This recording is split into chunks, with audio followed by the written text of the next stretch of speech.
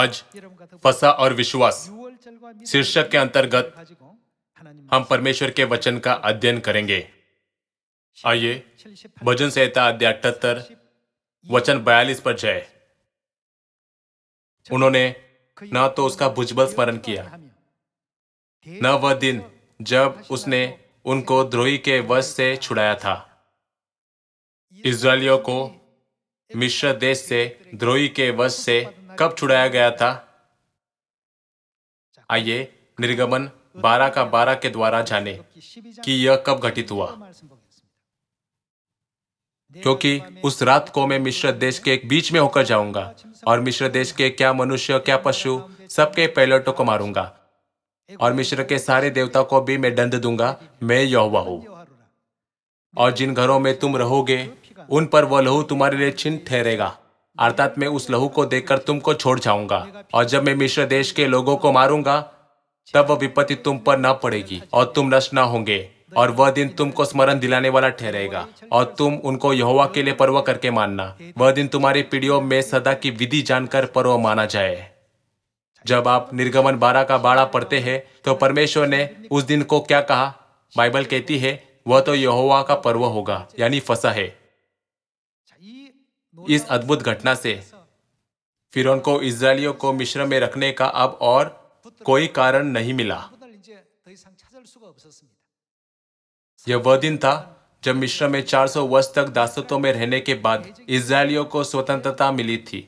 इसलिए जब उन्होंने इसे पहले बार रखा तो परमेश्वर ने इस दिन को एक पवित्र पर्व के रूप में चुना और इसे फसह कहा।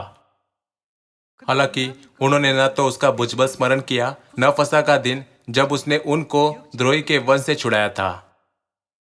यह दुर्भाग्यपूर्ण बात है कि चर्च ऑफ गॉड को छोड़कर कोई अन्य चर्च फसह नहीं मनाते। बाइबल हमें सिखाती है कि फसह को पुराने नियम और नए नियम दोनों में मनाया जाना चाहिए।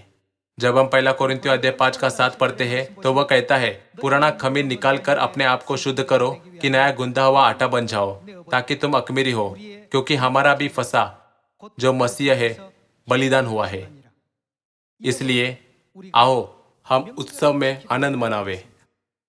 जब आप बाइबल के दूसरे संस्करण को पढ़े तो वह कहता है, आओ हम फसह मनाए। इसलिए इस आयत में उत्सव फसह है, चाहे वह पुराना नियम हो या नया नियम।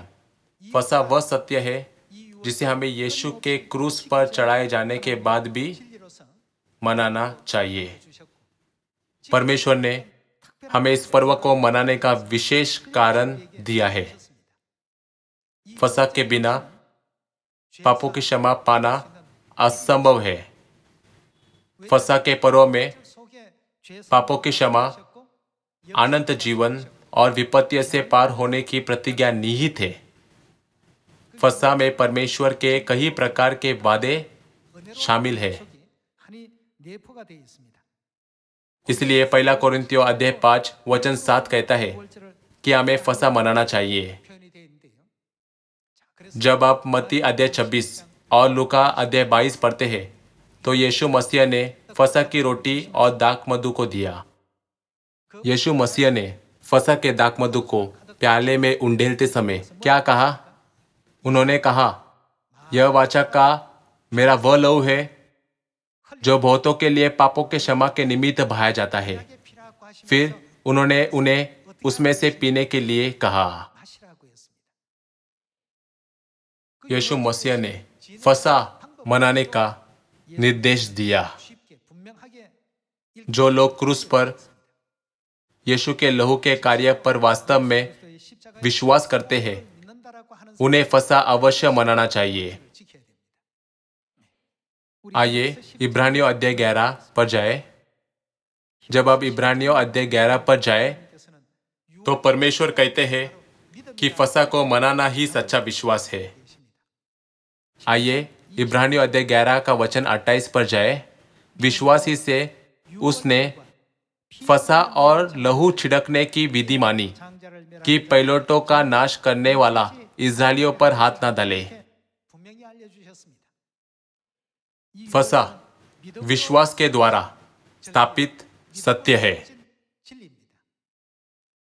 कृपया इसे मन में रखें कि फसा परमेश्वर द्वारा दिया गया सत्य है जो हमारे विश्वास और कार्य को जोड़ता है। मुझे आशा है कि इस वर्ष फसा के पर्व पर मेरे सहित हर कोई बहुत से लोगों की परमेश्वर की आशीष की ओर अगुवाई करेंगे ताकि मानव जाति परमेश्वर की आशीष के अधीन रह सके। धन्यवाद।